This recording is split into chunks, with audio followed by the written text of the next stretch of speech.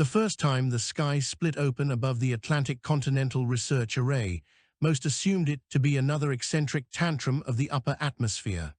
The array had grown accustomed to strange lights, forgotten meteoroids, drifting debris from old orbital wars that burned up in cascades of fractured colors. People watched, catalogued, shrugged, and continued with their duties. But this time, the heavens did not simply glow. They opened, peeled back like some colossal wound, exposing an alien shimmer beneath the clouds. The breach spread in an expanding ring of pale gold before hardening into a geometry that the human eye struggled to categorize. Not a sphere, not a cube, but a contorted lattice of impossible angles, as if the sky had been forced to remember shapes erased from its memory. By the fourth minute, the array security feed captured anomalies, radio static blooming into structured pulses, ocean waves thinning into eerily uniform oscillations, and particles of saltwater rising rather than falling, as though the laws of gravity were reconsidering their allegiance. When the first object emerged, a needle of obsidian metal the size of a terrestrial cargo ship, fear gestured on the horizon, but had not yet spoken. Humanity had faced strange visitors before, surveyed drones of unknown origin, derelict probes drifting from civilizations long dead, even a few enigmatic automated vessels that entered the solar system only to turn around without explanation. None had ever displayed hostility, not openly, not yet. Humanity had grown comfortable with the idea that the universe was vast, ancient, and mostly indifferent. That comforting delusion lasted exactly 9 minutes and 12 seconds. The second object descended through the wound in the sky larger than any mobile construct humans had ever catalogued.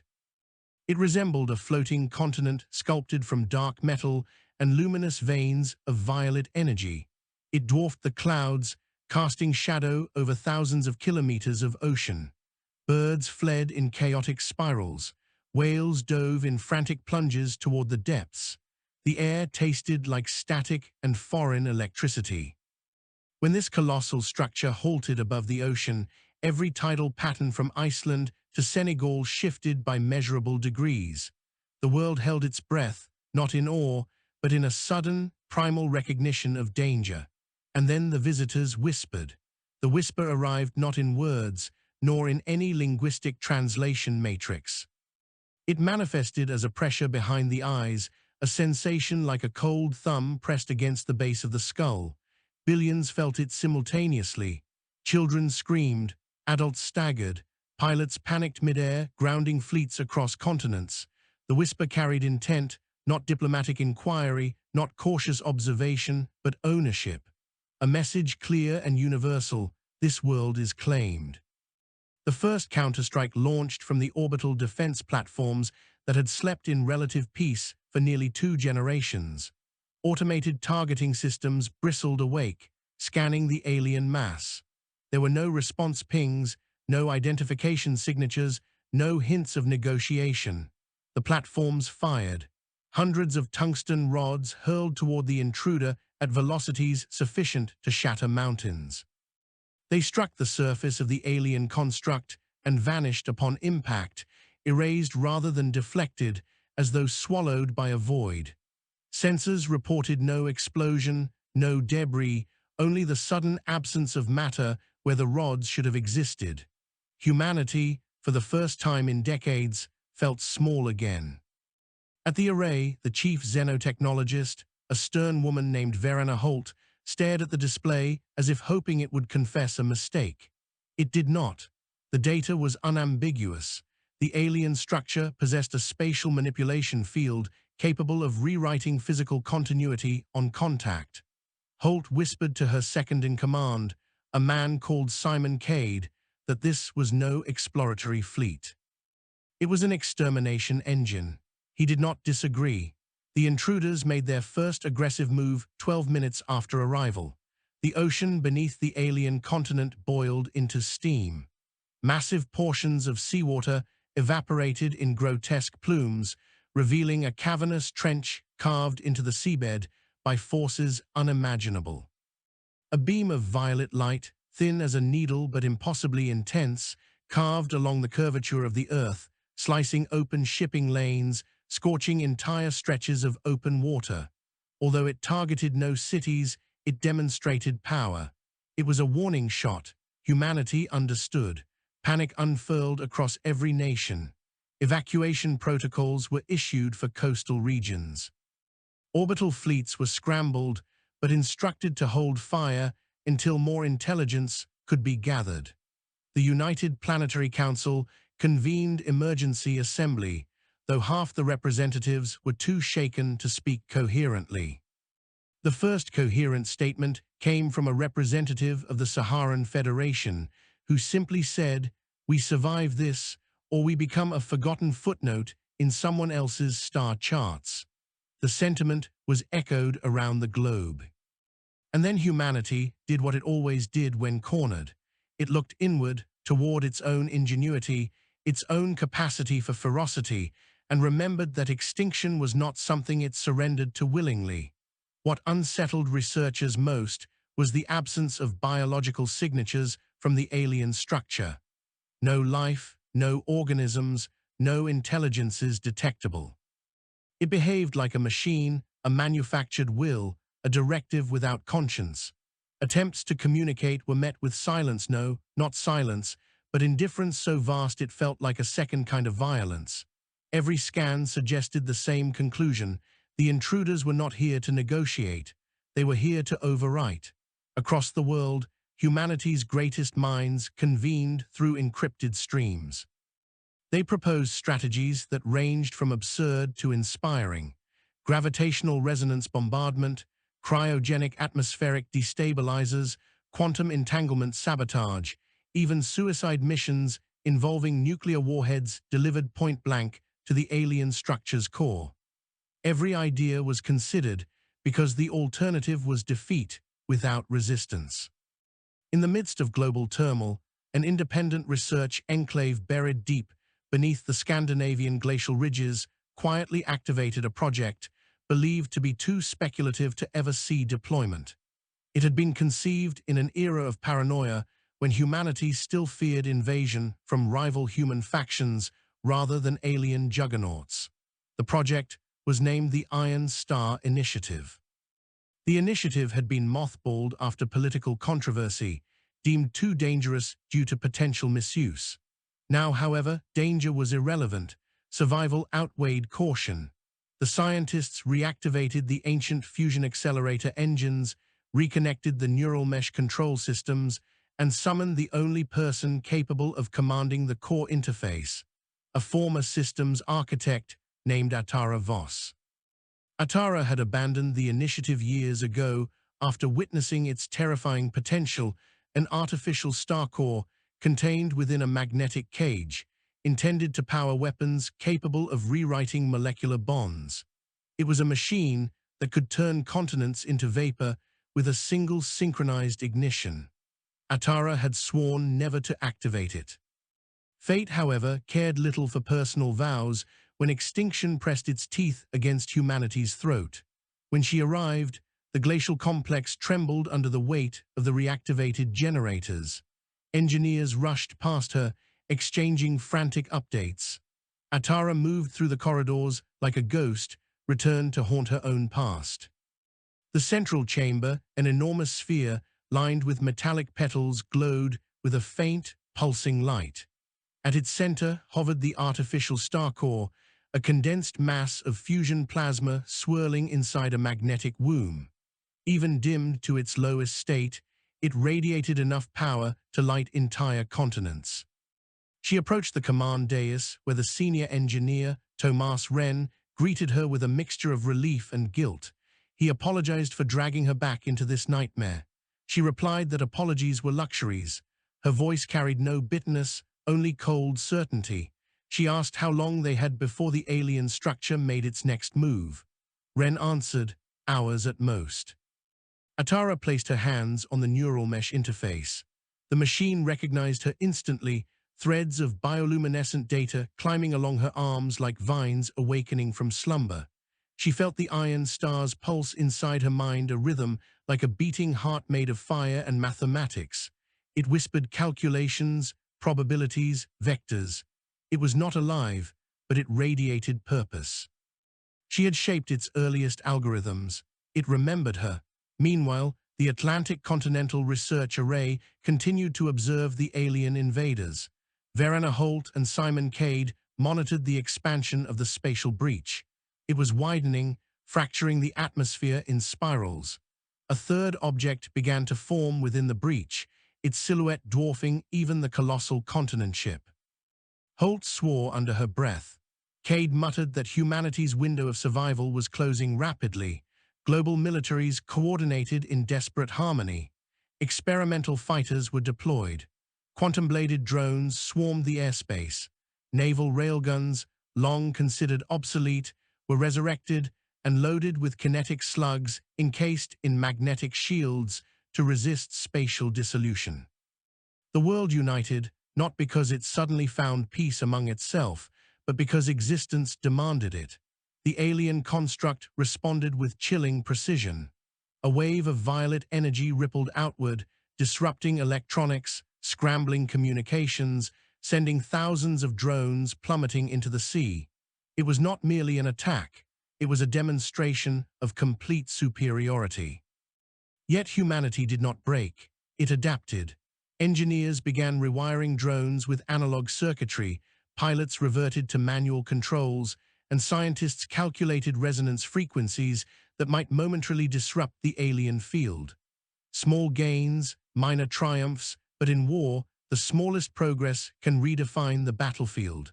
Atara Voss connected fully to the Iron Star. The machines surged awake, petals of the spherical chamber expanding like the blooming of a mechanical flower. Bolts of contained plasma pulsed along energy conduits. The temperature rose. The entire facility rumbled as containment fields strained against the growing power within. Her consciousness merged with streams of data that transcended human cognitive limits, yet she remained anchored, refusing to let the machine consume her focus. She issued commands, redirecting power, aligning vector harmonics, preparing the artificial star for deployment.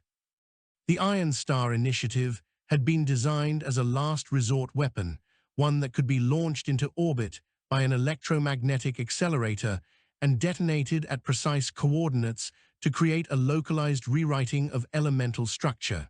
In simple terms, controlled apocalypse. As the machine awakened, its interface displayed projections of the alien threat. The intruders were generating a planetary-scale conversion field, one that could deconstruct the Earth into raw matter suitable for reshaping. The aliens did not desire conquest, they desired resources, and they appeared willing to erase all biological life without hesitation. Atara made her decision. They would not wait. Humanity would strike first, with the Iron Star. She relayed her plan to the Planetary Defense Council. Many protested. Some argued that detonation of the Iron Star could destabilize Earth's orbit if miscalculated by even a fraction. Atara listened, then responded with calm brutality. We are debating orbital drift, while a creature the size of a continent prepares to dissolve our oceans. There is no safe option. There is survival or extinction. The Council voted. The majority agreed. The Iron Star would launch. In the Atlantic, the alien structure began to reshape itself. Panels unfolded. Tendrils extended into the atmosphere, absorbing moisture, electricity, and matter itself. Thunderclouds spiraled downward as though sucked into a vortex. Lightning arced across the surface of the construct, drawn in and consumed. Every natural force was food for whatever process the aliens were initiating. Atara initiated the launch sequence. The complex trembled as the electromagnetic accelerator prepared to fire the most dangerous object humanity had ever created. Engineers fled to blast shields. The floor vibrated. The artificial star pulsed with violent luminosity. Atara felt the machine's hunger to ignite. She kept it leashed by sheer will, and then the alarms triggered. The alien construct was targeting the Scandinavian glacial region. It had detected the Iron Star's energy signature. A thin beam of violet energy sliced across the atmosphere, tracing a perfect line toward the hidden facility. Impact was projected in less than 3 minutes. Atara made her final choice. She initiated an emergency override, releasing all remaining safeties. The accelerator ignited with a roar that shook the glacial mountains to their core. The Iron Star surged upward through the launch shaft, ripping through layers of ice, erupting into the open air as a streak of incandescent gold. Seconds later, the alien beams struck the facility. The glacial complex disintegrated into a blossom of vapor and molten rock. Thousands perished instantly, Atara Voss among them, but her weapon lived. The Iron Star climbed through the atmosphere, trailing a corona of plasma. Orbital sensors tracked its ascent as it locked onto the alien construct's central mass. The intruder shifted its orientation, attempting to intercept, but the Iron Star was too fast, too small, too fierce.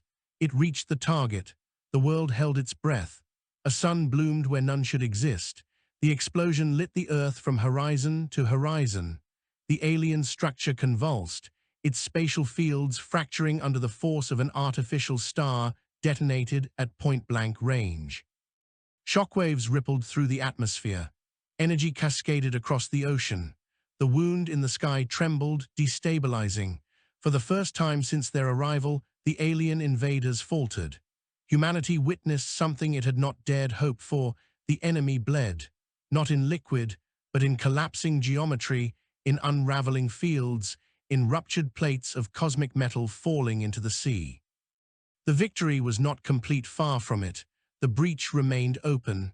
The second alien object still descended, and the remains of the first construct, though damaged, began reorganizing, repairing.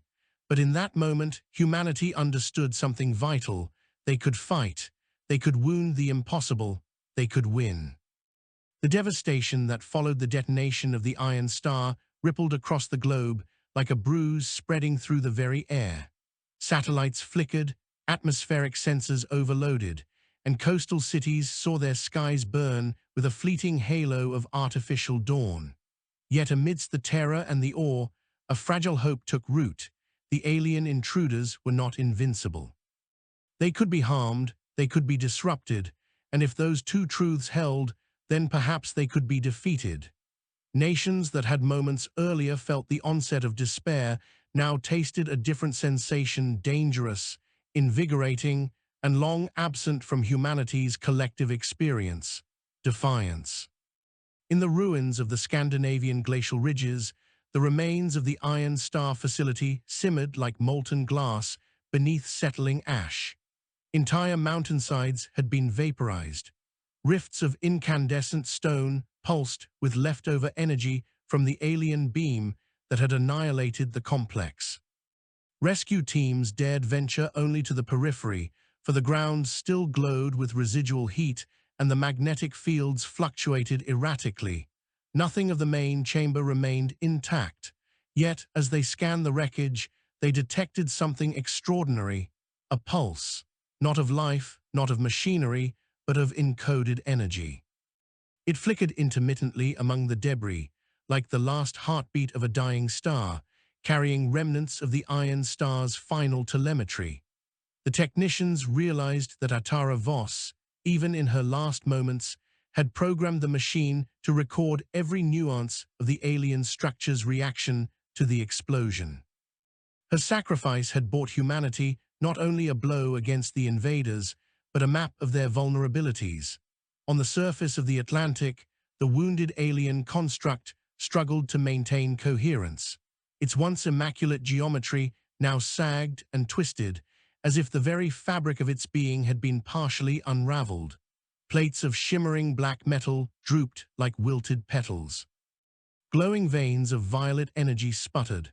The massive tendrils it had extended into the atmosphere retracted shakily, as though recoiling from unseen pain. Ocean water surged around its damaged perimeter, hissing upon contact with exposed energy conduits. Some sections collapsed entirely, plunging into the sea and vanishing into depths too great for immediate salvage. But the alien structure was not destroyed. It endured, pulsating with slow, methodical intent. Even wounded, it radiated purpose. It began pulling its scattered fragments inward, reorganizing itself with unsettling resilience. Humanity could wound it, but it could heal. Caution seeped into military strategy meetings as analysts realized that a single Iron Star blast, humanity's most powerful weapon, had not eliminated the threat. It had only bought time, and time was a currency they were rapidly spending. Verena Holt stood on the main observation deck of the Atlantic Continental Research Array, broadcasting coordinates to the nearest orbital defense stations. Her voice was steady, but her hands trembled as she watched the alien construct's regeneration deepen. Simon Cade joined her, reviewing the latest scans. He reported that the spatial breach above the ocean had stabilized again, as if reknitting its torn geometry with predatory patience. Holt exhaled sharply, saying that the enemy appeared to possess a near-limitless capacity for structural adaptation. Cade disagreed, not limitless, merely vast. The Iron Star had changed something fundamental. Energy readings from the alien structure were now lower, more chaotic, less synchronized. Whatever intelligence or programming guided the thing had been forced to divert immense power into recovery. Holt clung to that observation like a soldier gripping a weapon in the dark.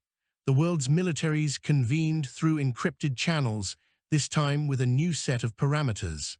The Iron Star was gone, but its data lived. Scientists in 4 continents pooled resources to decode Atara Voss's final transmission. What they uncovered stunned them.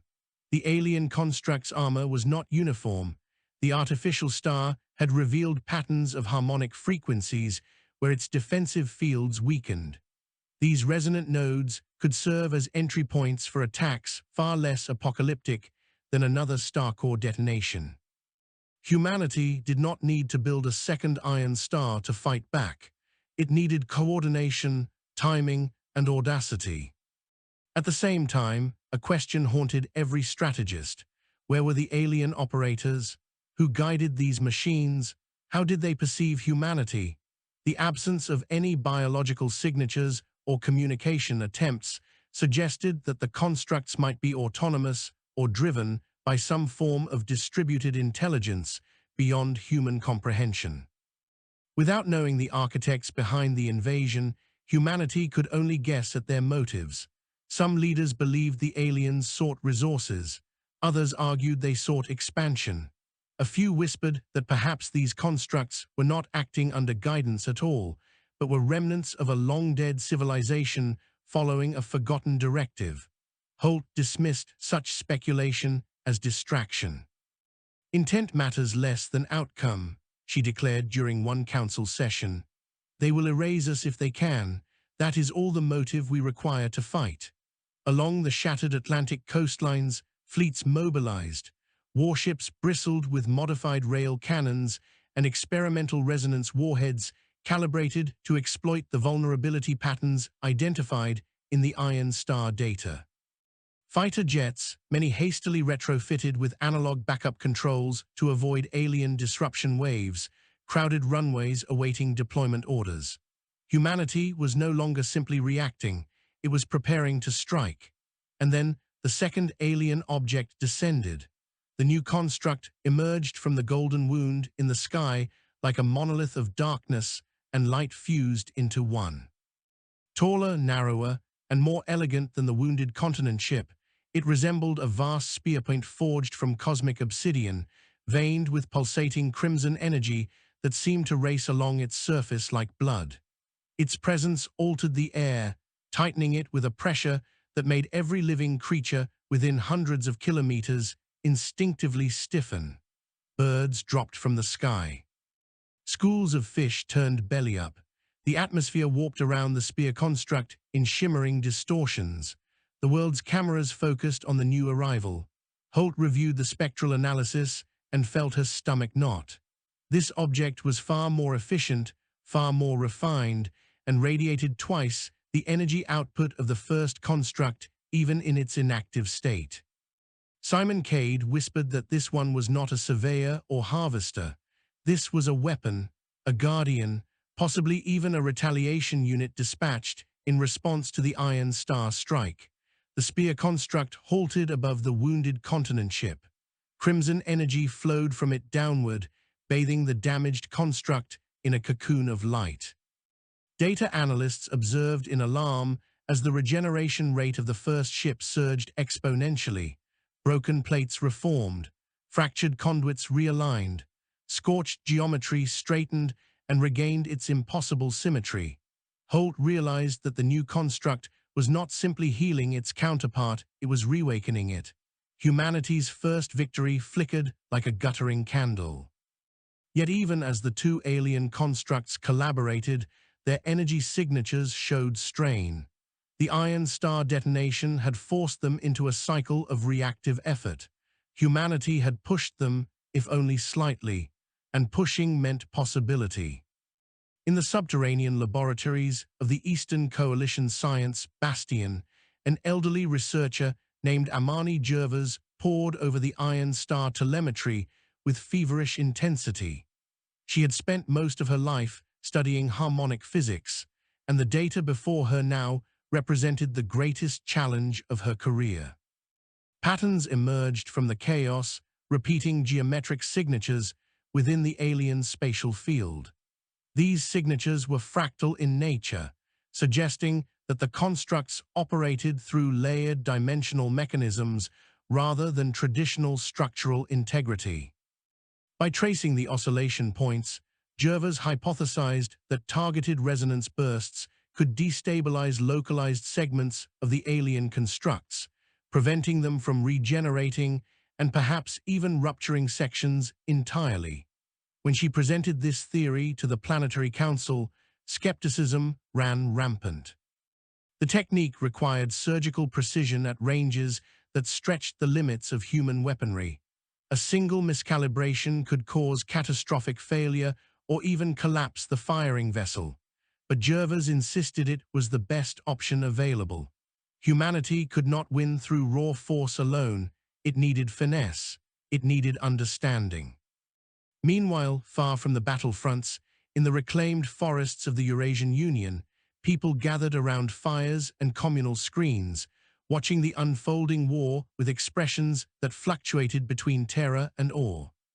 The invasion had become a unifying thread across cultures, binding humanity with a shared purpose for the first time in generations. Children asked parents if the aliens would land on their homes. Parents answered with forced certainty that the military would protect them. Everyone looked skyward more often now. The stars, once symbols of curiosity and romance, now seemed full of cold watchers waiting to see whether humanity would endure or be extinguished.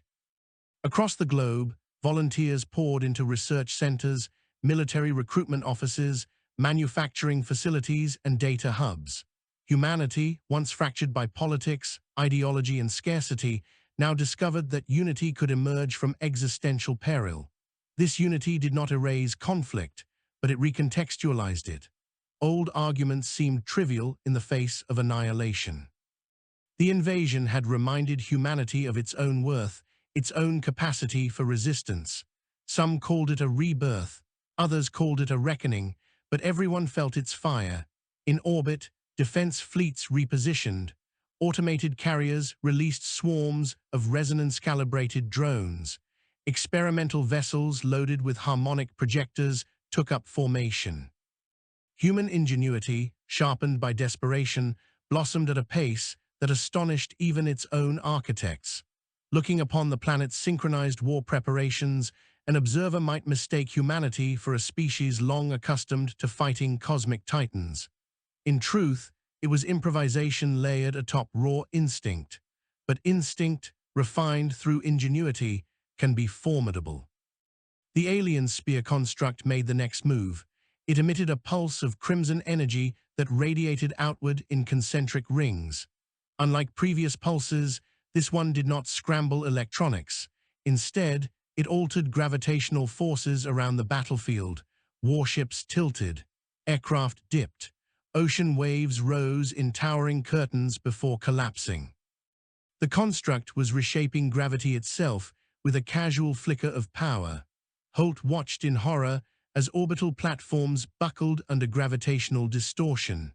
Several defense stations spiraled out of alignment and began drifting toward decaying orbits.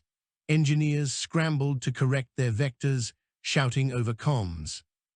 The spear construct had just demonstrated a far more sophisticated manipulation of physics than the first construct. Humanity's margin of error narrowed sharply. Yet in that moment of destabilization, humanity made its first coordinated strike.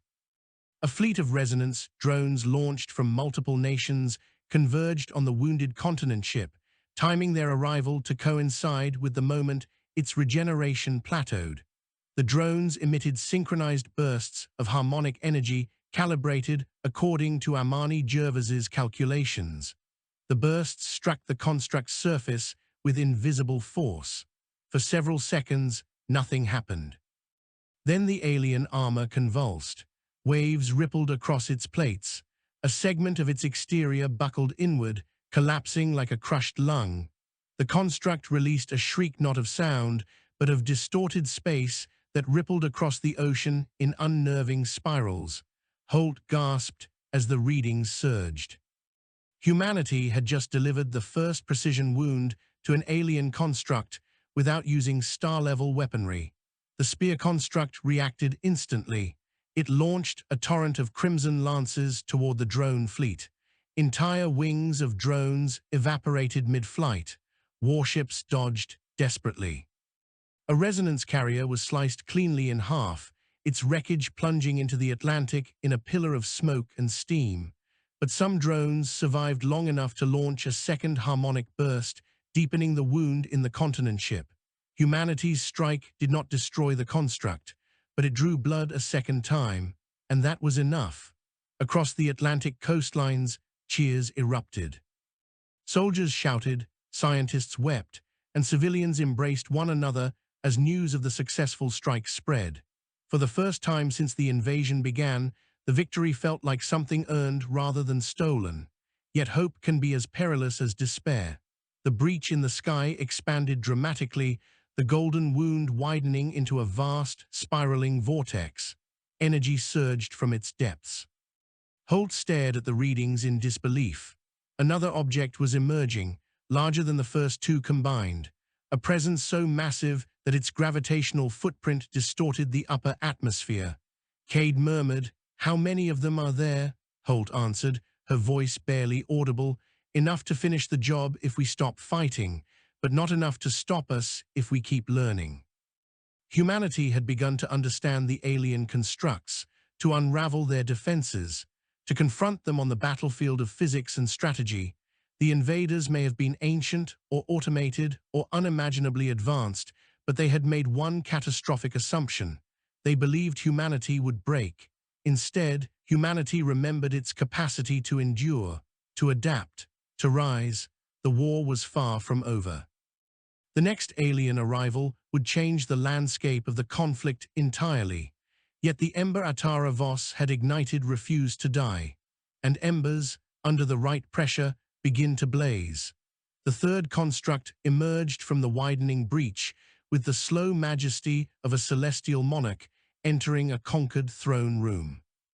Unlike the first, which resembled a fractured continent, or the second, which stood like a spear forged for cosmic execution, this new arrival unfurled from the vortex as an unfathomable organism of metal and geometry. It stretched across kilometers with the languid grace of something ancient and patient, its body composed of layered rings rotating at independent speeds, each ring adorned with segments of crystalline plates that refracted gold, violet, and crimson light. Its motion was hypnotic, almost serene, but the power radiating from it was anything but. Every sweep of its rotating sections warped the surrounding clouds into spiraling vortices.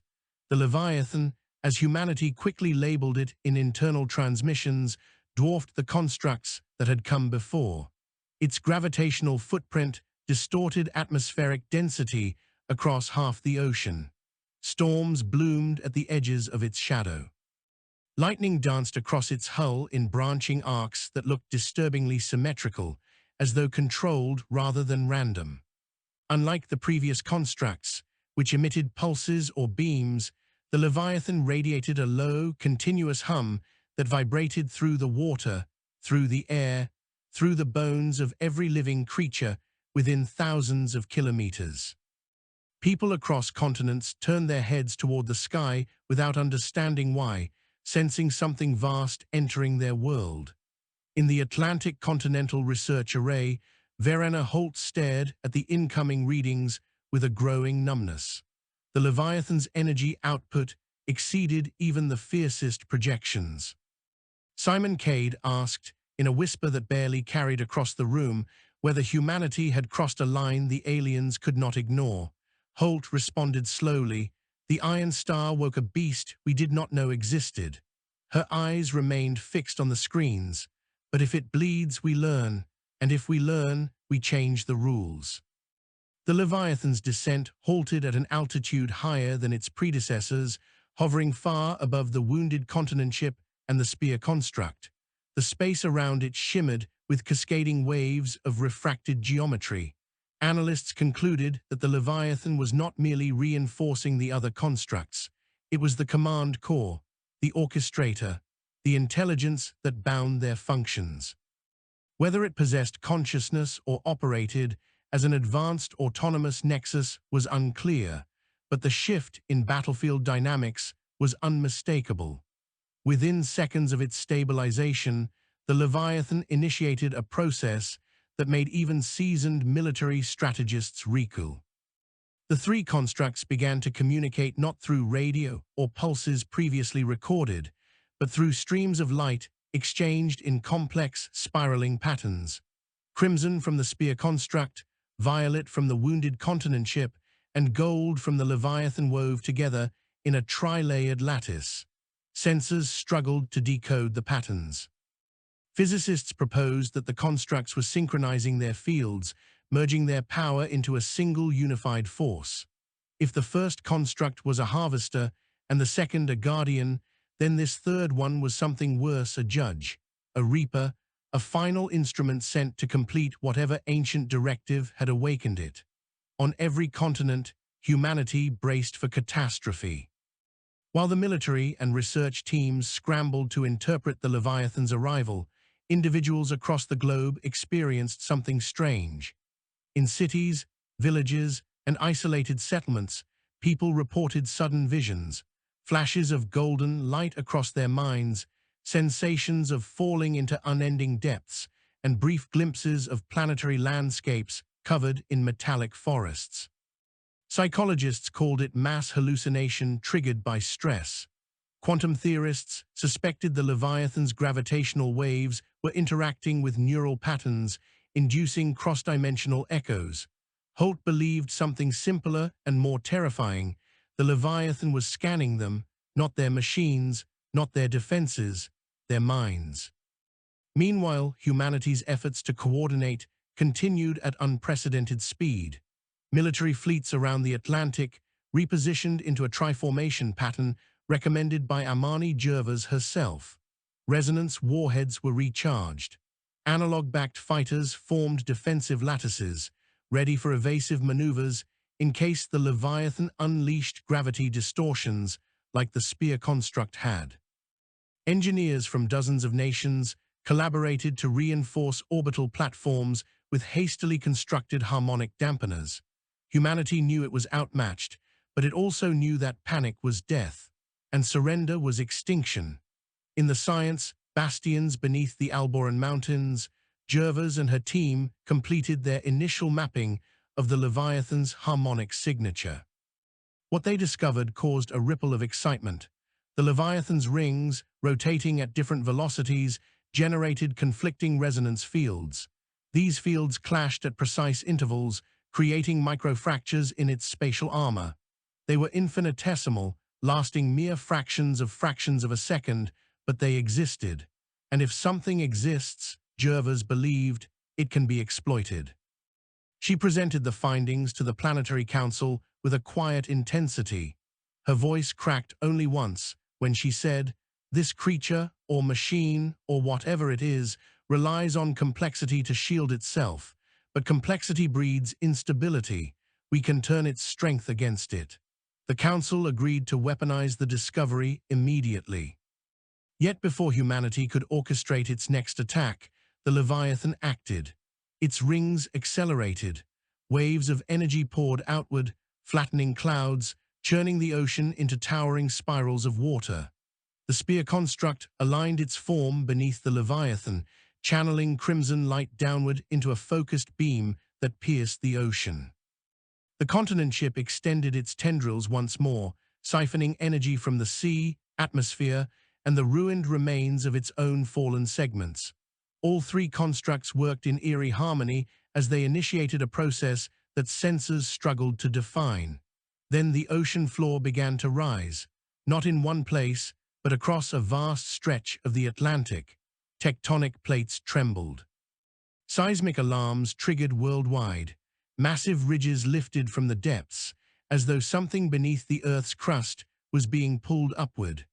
Analysts theorized that the constructs were attempting to alter Earth's geology, either to destabilize the planet or to convert raw material for some arcane purpose. Whatever the goal, the consequences were catastrophic. Entire islands buckled under the pressure. Tsunami warnings blared across dozens of nations. Coastal evacuations reached a fever pitch. Humanity could not allow the Leviathan to continue. The counterstrike, dubbed the Celestial Lattice Offensive, launched in 3 waves. The first wave consisted of resonance drones targeting the continent ship's weakened plates. The second wave involved long-distance harmonic projectors aboard specialized warships, designed to disrupt the spear construct's gravitational patterns. The third wave was the riskiest, an orbital strike from the remaining defense stations, synchronized to deliver a harmonic pulse at the exact moment the Leviathan's rings crossed their critical instability thresholds. The operation required coordination on a scale humanity had never achieved.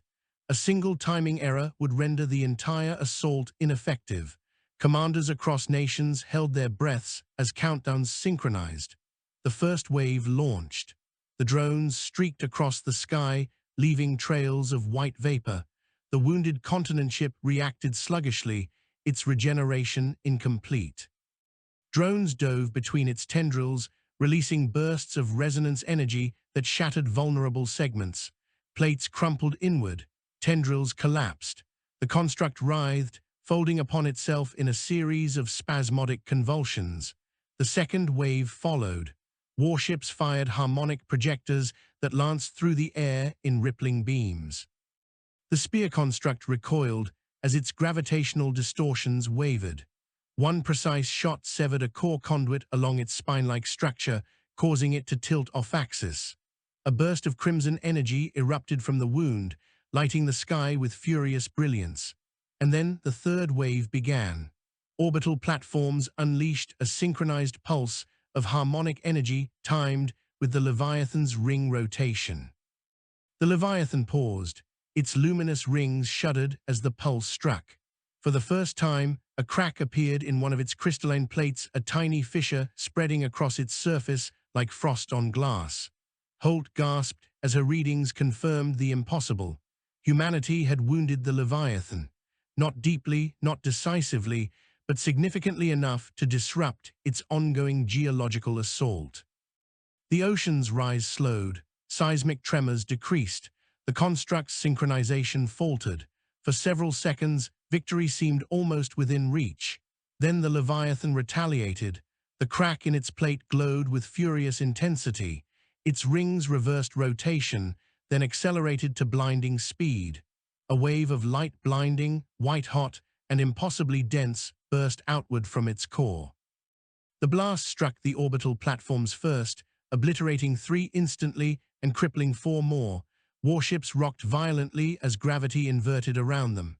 Entire squadrons of drones collapsed mid-flight, crushed by invisible force. The Atlantic erupted into a cavern of boiling water. Holt's screens went white. She shouted for backup systems. Cade activated emergency shielding protocols. The array trembled under the intensity of the Leviathan's counterattack. Then the Leviathan did something no one expected. It aimed upward, not downward, not at humanity's fleets, not at Earth. At the sky. A beam of shimmering gold lanced into the atmosphere toward the breach, striking the very vortex that had birthed it. The breach rippled violently, expanding, distorting, then stabilizing again, but with an unmistakable change. It grew darker around the edges. The golden shimmer faded. The Leviathan was not just emerging from the breach. It was stabilizing it, strengthening it, anchoring it. Holt whispered the realization aloud. It is building a gateway, a permanent one. If the Leviathan succeeded, an entire armada, perhaps an entire civilization, could march through. Humanity's time was running out.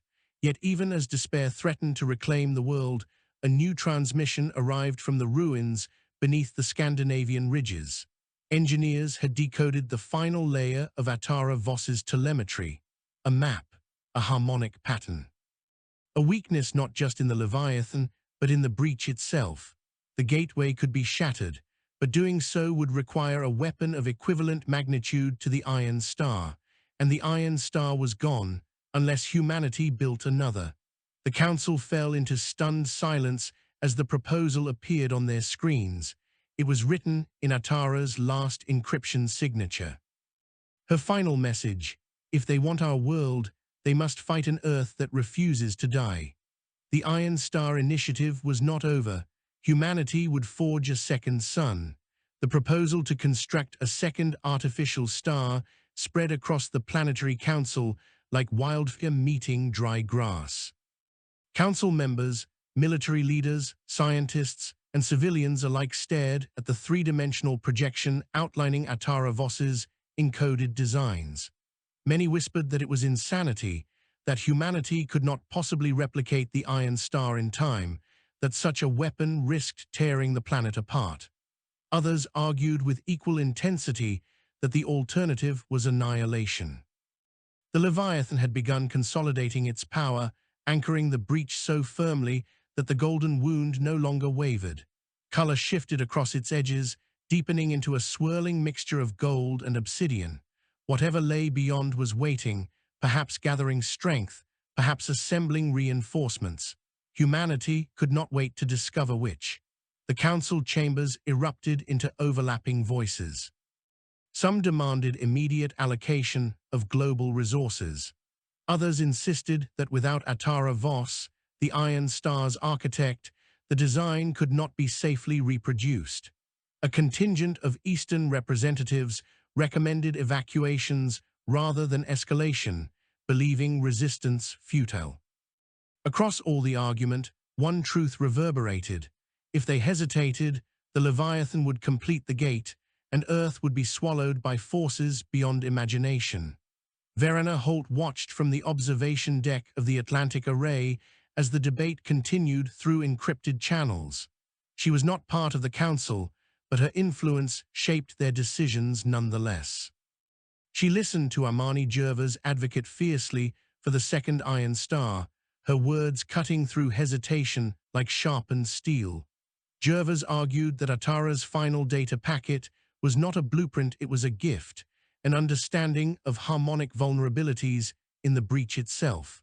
A second Iron Star would not simply wound the Leviathan, it would collapse the gateway entirely. Finally, after nearly an hour of intense deliberation, the council voted. By a narrow majority, humanity committed itself to constructing a second star. The moment the decision was transmitted, the world shifted. Every facility capable of manufacturing fusion chambers, magnetic stabilizers, or harmonic projectors was conscripted into the Iron Star renewal. Thousands of engineers volunteered.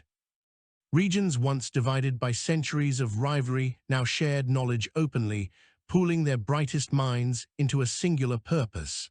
In deserts, tundras, mountain caverns, and orbital foundries, humanity began forging the greatest weapon it had ever conceived again. Yet the second iron star would not mirror the first. Atara Voss had designed the original as a controlled apocalypse, a localized star core capable of annihilation on a scale previously feared. But the data she left behind revealed new pathways safer, more stable, more precise, if built with enough care. The second star would require a larger magnetic womb, more robust gravitational dampeners, and a harmonic cage calibrated to a frequency matching the Leviathan's instability pattern. Achieving all this demanded materials rarer than any humanity commonly mined. Scavenger fleets were dispatched to collect debris from the orbital wreckage left by the Leviathan's retaliation. Thousands of drones sifted through the upper atmosphere for salvageable metals. Mining teams plunged into trenches on the ocean floor to harvest exotic minerals unearthed by the tectonic upheavals triggered by the alien constructs. Even decommissioned starship hulls were melted down for their alloys, but raw materials were only the beginning. The second iron star required a core architect, a mind capable of binding its harmonics with its structural integrity. Atara had been uniquely suited for this role, her cognitive patterns encoded into the neural mesh interface. Without her, the process threatened to collapse in on itself. For 3 days, the Council struggled to identify a successor. Hundreds of candidates were evaluated: engineers, physicists, neuroscientists, harmonic theorists. Many possessed fragments of necessary skills, but none embodied the complete spectrum of mathematical intuition, neural compatibility, and willingness to risk death within the core interface. Some believed no one could replace Atara Voss. Others believed someone had to. In the end, the answer emerged from an unexpected corner of the world. In a research enclave deep within the Brazilian highlands, a quiet systems architect named Johul Marrow stepped forward. He had worked in isolation for years, contributing anonymously to global data hubs, refusing accolades and positions of influence. When presented with Atara's final data packet, Johul claimed to understand her harmonic design instinctively, as though recognizing the echo of a language he had once spoken in a forgotten dream. His neural patterns aligned with the Iron Star interface, unusually well 78% compatibility, the highest recorded since Atara herself. When questioned about the risks, Johul answered calmly, "Survival demands someone enter the storm. I will walk into it." The Council accepted him. Meanwhile, in the Atlantic, the Leviathan continued its unfathomable work. Its massive rings rotated in increasingly complex patterns, weaving gravitational fields that spiraled upward into the breach. The wounded continent ship and the spear construct circled beneath it like loyal guardians, exchanging occasional pulses of light. The geological upheavals slowed for the moment, but analysts feared this lull was only temporary, a stabilizing phase before a second, more devastating wave. Holt and Cade monitored the activity non-stop. One afternoon, as dark clouds churned above the ocean's distant horizon, Holt realized the Leviathan's hum had changed. The low-frequency vibrations that had plagued the region since its arrival suddenly shifted to a higher pitch. Animals across the coast reacted instantly. Seagulls screeched and flew inland, pods of whales fled northward, and schools of fish scattered in frantic patterns. Holt amplified the sound and felt a cold shudder run through her. The Leviathan had entered a new operational phase. Within minutes, the spear construct emitted a beam of crimson energy that struck the ocean's surface like a spear thrust. The water parted. A column of steam roared skyward as the beam drilled deep into the ocean floor. Seismographs lit up across the world. Holt realized with horror what was happening. The Leviathan was carving into the Earth's crust again, this time with twice the intensity. If allowed to continue, it could trigger a planetary-scale rupture. Humanity had no choice. They launched the Starlance Offensive, an emergency intervention designed to slow the Leviathan while the Iron Star renewal progressed. Swarms of resonance drones launched from carriers across the Atlantic. Warships fired harmonic beams calibrated from Jervis's models. Orbital platforms, though fewer after the Leviathan's last strike, contributed long-range pulses. The Leviathan's response was immediate. Crimson and gold energy cascaded from its rings. Waves of gravitational force rippled outward, crushing drones, bending metal, and warping the ocean's surface into towering spirals. Ships were tossed like toys. A warship from the Eurasian Alliance capsized within seconds. Another vanished beneath a sudden whirlpool as water twisted upward in a vortex nearly a kilometer high. Yet amid the chaos, a clutch of drones reached their target and released synchronized harmonic bursts at the Leviathan's lower rings. The Leviathan convulsed. A section of its rotating structure shuddered visibly, emitting a pulse of distorted space that left the sky flickering. One of its crystalline plates cracked further, the fissure now large enough to glow like molten gold. Holt exhaled shakily. The Leviathan could still be wounded, but it was not enough to stop it, only to delay it. Construction of the second Iron Star continued in a colossal chamber beneath the Himalayan plateaus. The site had been chosen for its natural stability and its distance from the Leviathan's gravitational disruptions. Massive generators hummed around the clock. Magnetic rings slowly assembled around a growing core of fusion plasma.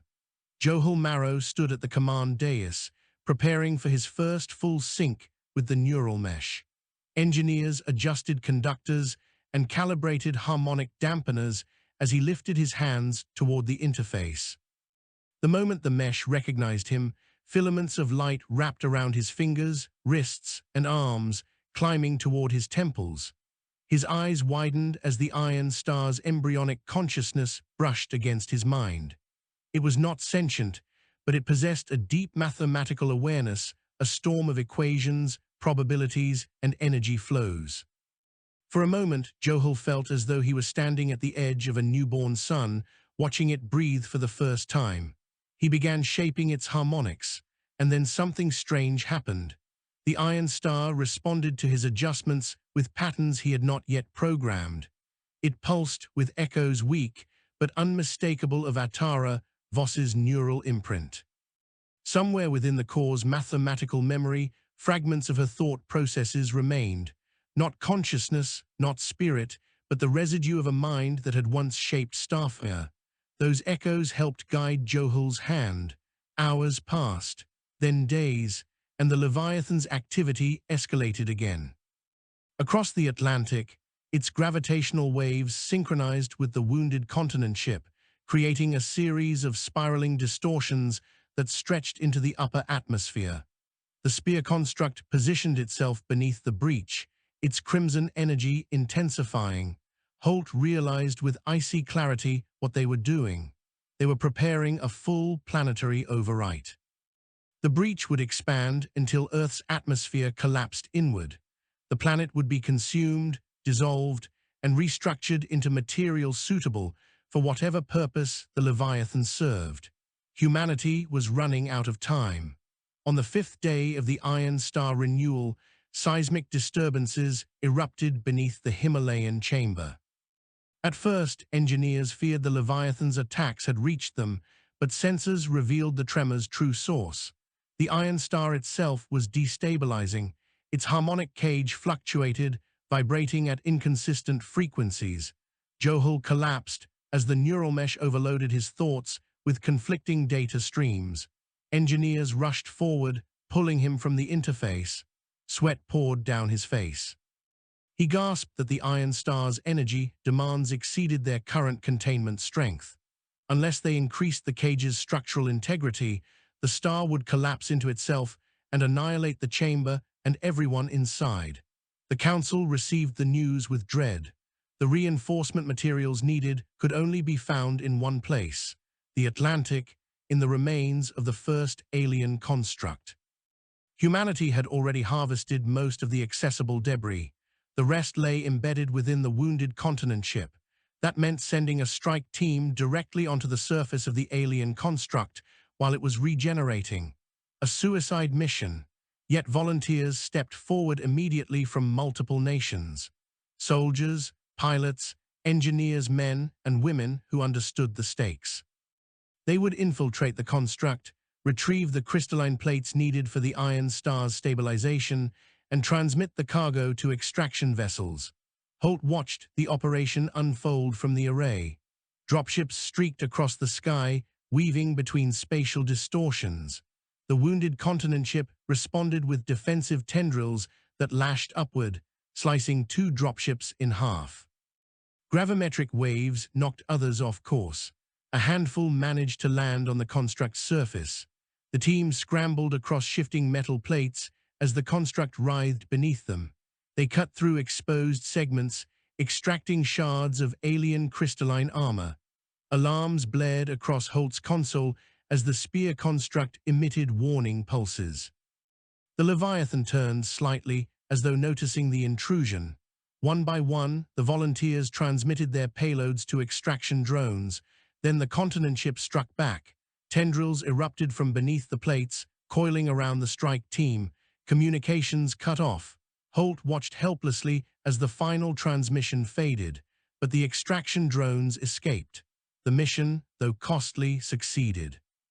The materials reached the Himalayan chamber within hours. Johul returned to the interface despite warnings that continued neural strain could kill him. He insisted time was too precious to waste. The Iron Star responded to the new materials with immediate stability. Its core brightened, pulses synchronizing into a steady rhythm. The harmonic cage strengthened. The second sun was almost ready. But the Leviathan, sensing humanity's defiance, unleashed its final escalation. Its rings aligned. Its hum deepened into a planetary tremor. The breach expanded into a vortex spanning the entire horizon. Humanity stared upward as the sky began to fracture. Johul looked into the Iron Star's blazing heart and whispered a single promise, not to himself, but to the species depending on him. "We are not finished. Humanity would fight with everything it had, and the second sun would soon rise." The sky had begun to warp into unnatural geometry by the time the second Iron Star neared activation. Across the globe, citizens gathered in crowds or huddled in shelters as the horizon fractured into twisting golden arcs. The Leviathan no longer attempted subtlety. Its colossal body pulsed with waves of gravitational distortion that reached deep into the atmosphere, drawing clouds into spiraling ribbons and sending hurricane-force winds cascading across oceans.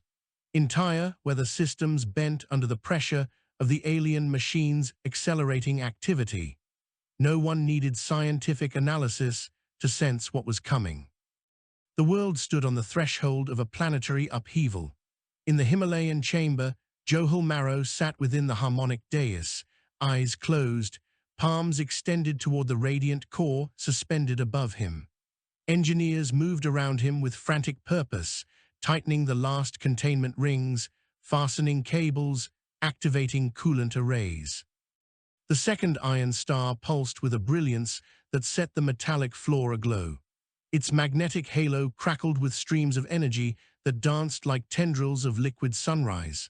Despite its beauty, the weapon radiated danger. Every breath in the chamber tasted of ionized metal and trembling heat. Every heartbeat echoed in the air like a countdown. Johul's consciousness was anchored deep within the neural mesh interface, balancing precariously between control and surrender. He could feel the Iron Star testing him, probing his thoughts, seeking alignment with his cognitive patterns. It did not think, but it reacted, responding to emotional resonance and mathematical intuition alike. Johul guided its frequencies with careful intention, shaping harmonics that would allow the weapon to confront the Leviathan across vast distances. He sensed Atara Voss's residual patterns pulsing faintly within the iron streams, a comforting presence, or perhaps only an illusion conjured by his overextended mind.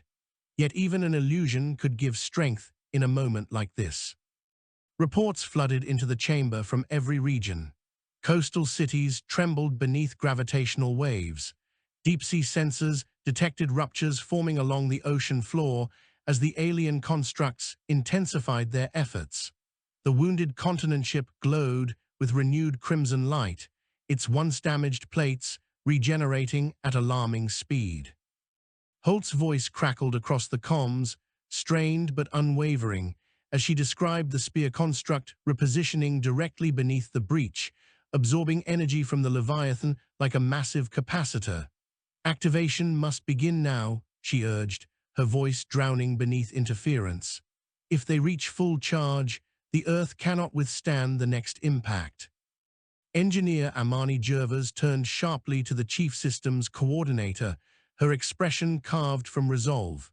"Begin final synchronization," she commanded.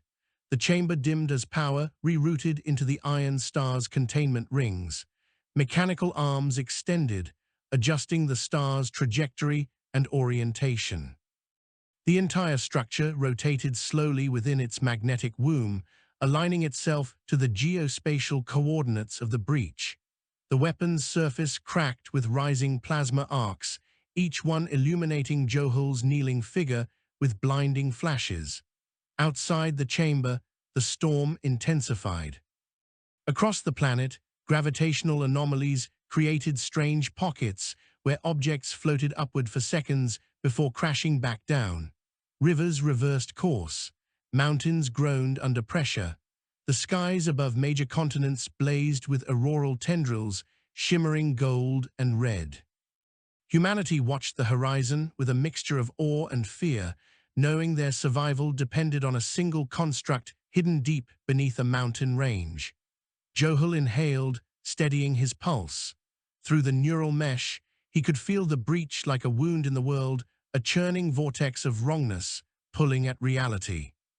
It emanated a frequency like the echo of a distant roar, vibrating through the atmosphere. The Leviathan continued weaving patterns of gravitational latticework that funneled directly into that impossible wound. Johul extended his mind toward the Iron Star's core. He sensed its heat and fury, its hunger to release unimaginable power. He shaped its harmonics, binding them to a pattern Atara Voss had embedded in her final instructions, the harmonic collapse sequence that could sever the Leviathan's connection to the breach. "Stabilize Phase 1, an engineer shouted as alarms shrieked. "Core charging above predicted levels." "That is expected," Johul murmured, his voice laced with strain but certain. "The Leviathan is accelerating. The Iron Star must match it." Meanwhile, at the Atlantic Array, Holt and Cade stood before the transparent wall overlooking the churning ocean. Lightning flickered across the horizon, but it was not natural lightning. It was the Leviathan's energy discharging across the sky. The breach now filled nearly a fourth of the heavens, rotating slowly like an inverted star.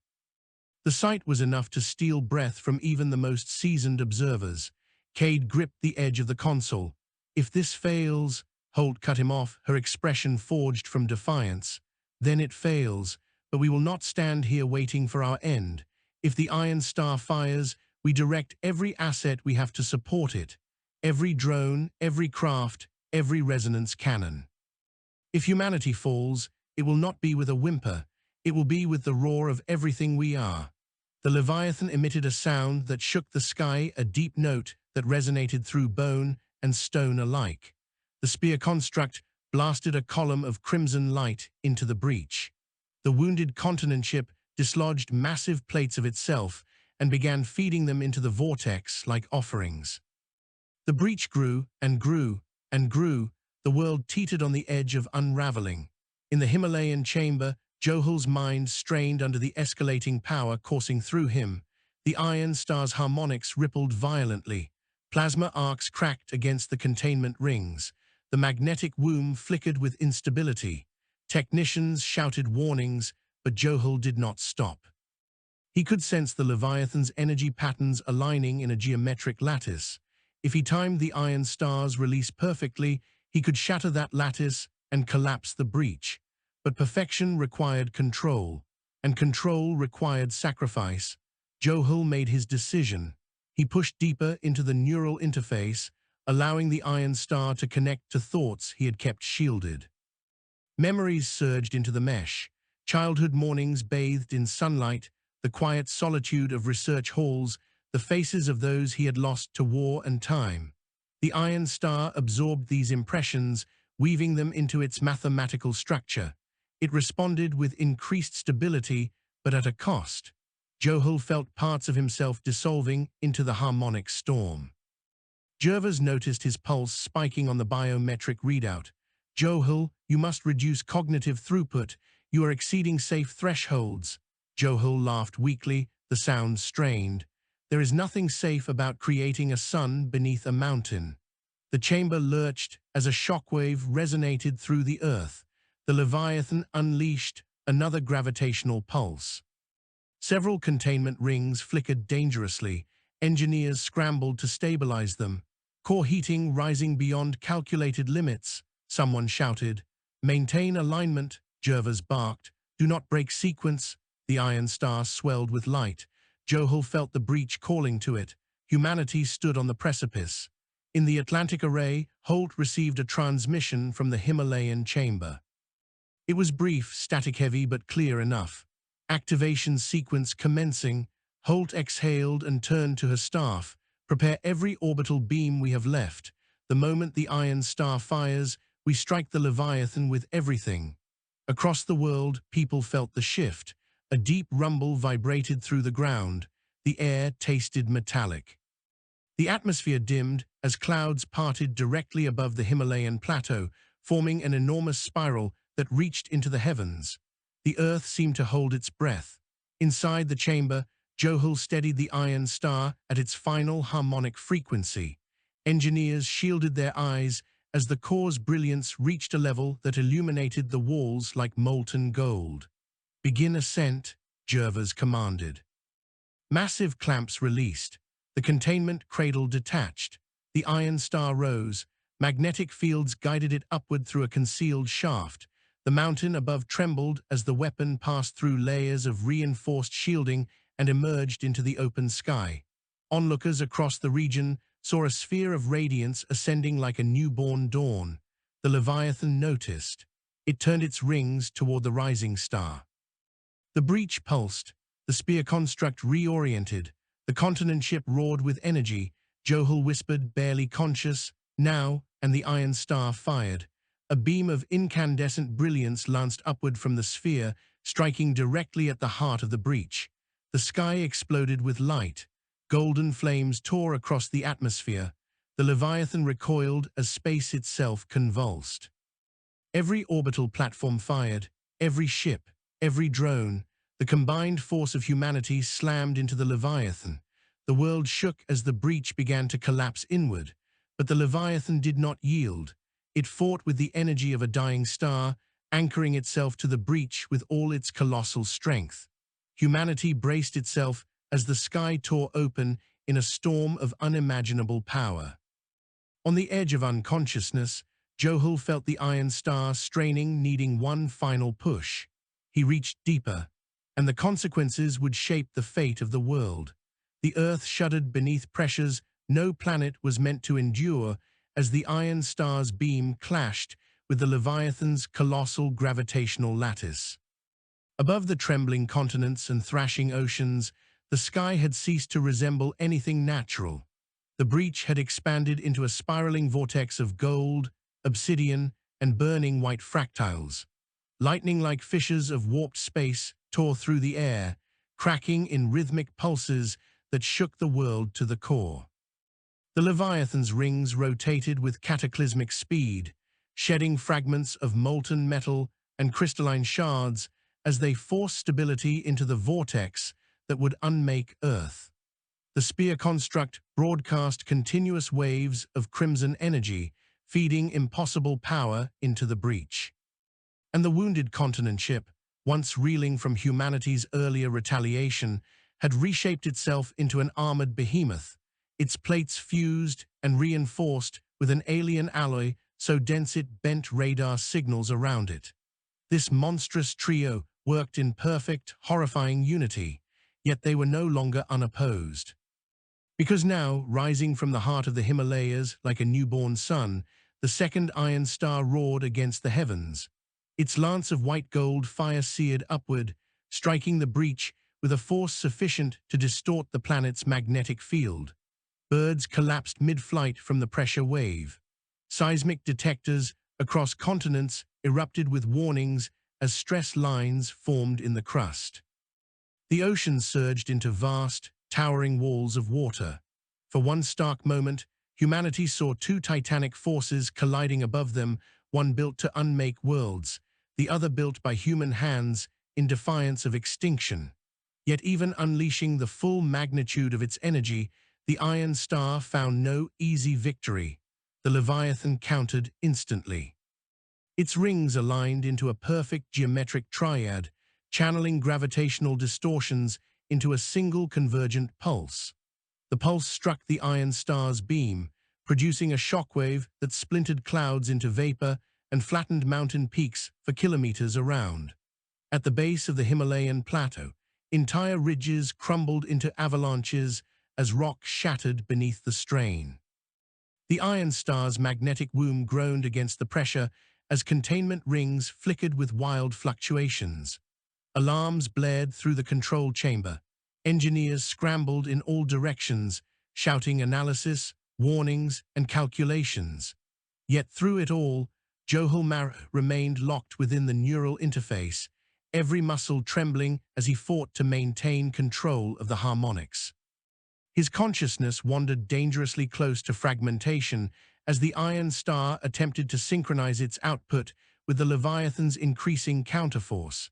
He had long since ceased to feel the physical world. The chamber, the voices, the rumbling of the mountain, they were distant phantoms. He existed within the star's blazing core, shaping equations with thought alone. The faint shadows of Atara Voss's residual neural patterns flickered around him like half-remembered whispers, guiding him in instants where instinct was not enough. But Johul was reaching his limit. Sweat poured down his face. His pulse hammered with unstable rhythm. The Iron Star demanded more precision than any human should have been capable of sustaining, yet he continued. Above the chamber, the Iron Star fought back with a surge of amplified frequencies. Its beam intensified, widening from a narrow lance to a colossal column of burning plasma. The sky exploded in blinding light. The Leviathan's central ring cracked further, a jagged fissure running along its circumference. Observers across nations saw the alien giant recoil. Holt saw it from the Atlantic Array, gripping the railing with white knuckles as the Leviathan spasmed. "It is hurting," she whispered. "The Iron Star is hurting it." Cade stared at the sensor readout, but not enough. Its resonance signature is still rising. Holt did not look away from the towering shape on the horizon. "Then we match it. Direct all platforms to fire at will." Across Earth, orbital beams, resonance cannons, and long-range harmonic drivers aimed at the Leviathan and unleashed their accumulated firepower in synchronized volleys. Humanity emptied its arsenal. Pulses of piercing white energy struck the alien constructs from every direction. The continent ship shuddered as plates shattered and molten fragments rained into the sea. The spear construct flickered, its crimson beam destabilizing under the combined force of humanity's assault and the Iron Star's continuous blast. A tremor rippled across the Leviathan's rings, causing gravitational distortions to waver. Sparks of golden plasma shot into the breach, and for the first time since the alien arrival, the breach shrank only slightly, only for a moment. But Holt saw it. Everyone saw it. The Leviathan saw it too. It reacted with wrath. With a sound like mountains collapsing underwater, the Leviathan unleashed a gravitational inversion pulse. The pulse slammed into the ocean, forcing water downward with such force that the sea floor became visible in places for several seconds before water rebounded in a catastrophic surge. Ships across the Atlantic capsized instantly. The Atlantic Array shook violently as warning lights erupted across its consoles. Holt stumbled, caught herself, and forced the array's defensive stabilizers to maximum output. "Maintain lock," she commanded. "Maintain pressure on all frequencies," but the Leviathan was not done. It turned one of its rings toward the Iron Star and released a beam of golden-black energy that tore through the sky like a blade. The beam struck the Iron Star's containment field. The shockwave that followed rippled through the atmosphere, sending shock fronts racing across continents. In the chamber below, Johul gasped as the impact reverberated through the neural interface. The Iron Star's harmonics wavered dangerously. The containment rings flared with blinding arcs. Engineers screamed warnings, but Johul was already tightening his mental grip, flooding the harmonic pathways with stabilizing counter-patterns. His vision dimmed at the edges. He felt something rupture inside his chest, warmth spreading, wet, wrong. Yet he did not fall. He could not fall. If he faltered now, humanity would be erased. Above the chamber, the Iron Star steadied. Its beam regained coherence. The Leviathan pressed harder. The Iron Star responded with equal ferocity. The clash continued, spiraling toward a breaking point the planet could not survive. Holt watched the Leviathan's energy signature rise toward catastrophic levels. "It is preparing a full planetary rupture," she whispered. Cade's voice trembled. "If it completes the sequence, Earth will not withstand it." Holt slammed her fist into the console. "Then the Iron Star must fire at maximum output. At that level," Cade warned, "Johul Marrow will not survive the harmonics." Holt closed her eyes for a moment. "Then he dies saving every soul on this planet." The words tasted like broken glass. She felt the weight of them settle on her shoulders. In the Himalayan chamber, Johul heard the command through the neural interface. Maximum output. He swallowed, tasting copper.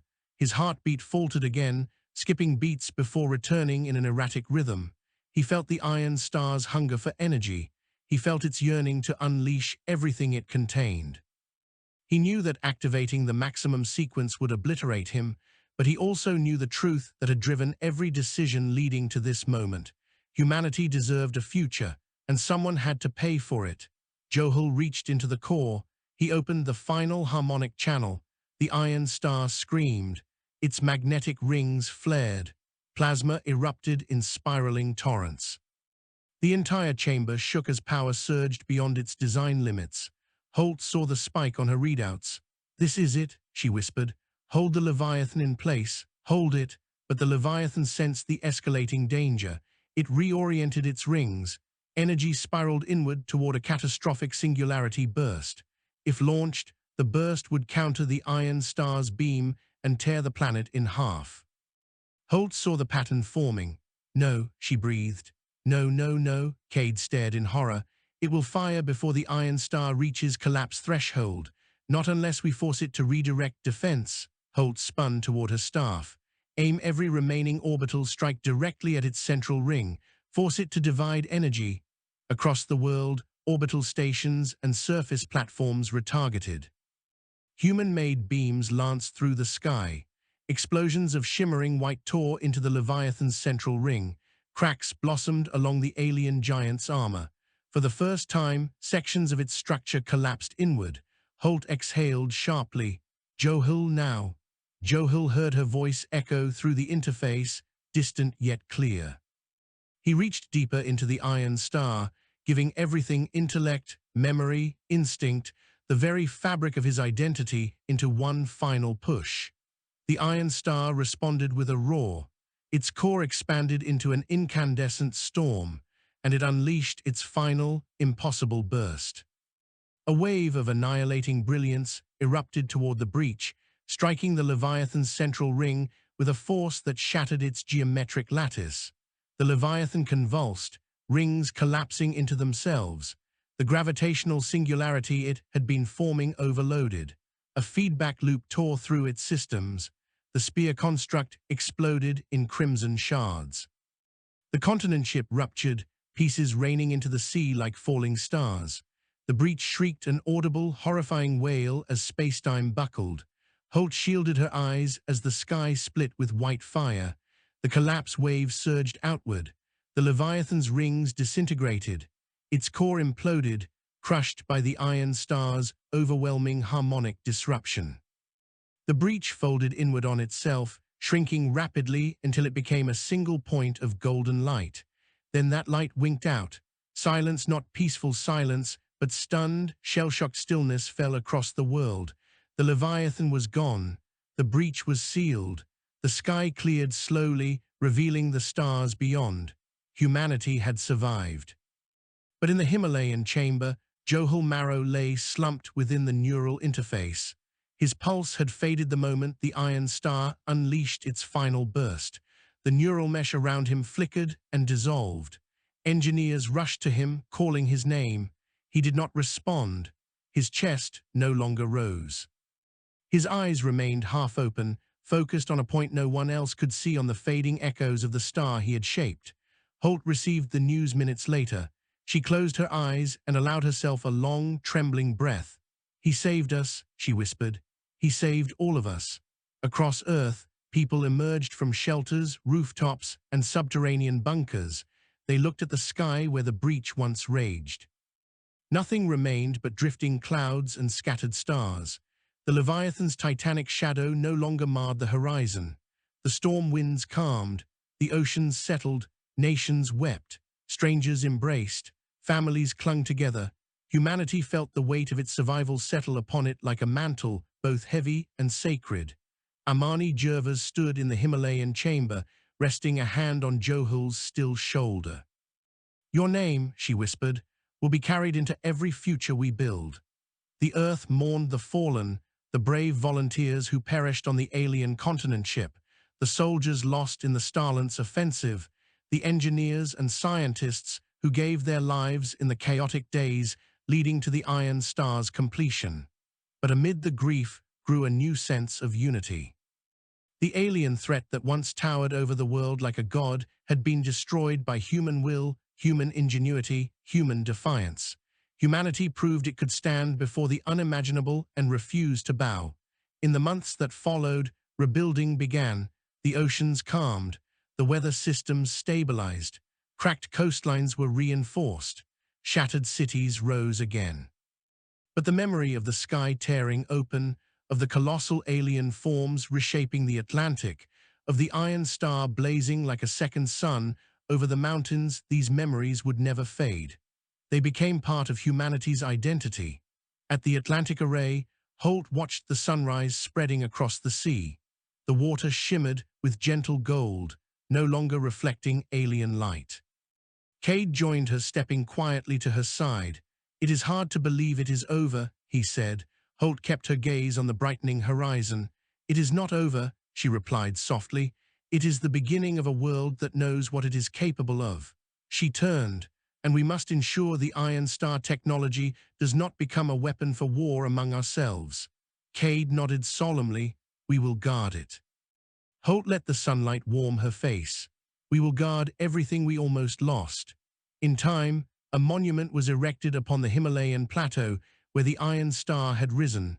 The structure was simple, a circular stone dais etched with the patterns of the star's harmonic frequencies. At its center rested a crystalline sphere carved from remnants of the containment rings. And around the dais, inscribed in countless languages, were the names of those who gave their lives in humanity's most desperate hour. At the very front, etched deeper than all others, were two names, Atara Voss and Johul Marrow. Generations would gather at the monument to learn the story. Children would stand in awe, hearing how humanity once forged a new sun to defy annihilation. Elders would speak of the day the sky broke and the day it healed. Scholars would tell of the harmonics that sealed an impossible wound, and all would whisper the same truth: humanity fought the unimaginable and won. The world changed forever, not through conquest, but through unity, through sacrifice, through the refusal to surrender. Years later, Holt returned to the monument during a quiet dawn. She stood alone at the edge of the dais, listening to the wind sweeping across the stone. She traced her fingers along Johul's name. "We will never forget," she murmured. The rising sun cast gentle light across the plateau. Holt looked up at the sky, clear, vast, unmarred, and felt the weight of the future settle into her chest. Not a burden, a promise. Humanity had stepped into an era shaped by courage. The Leviathan fell. The breach was sealed. The Iron Star burned and broke to save the world, and life continued.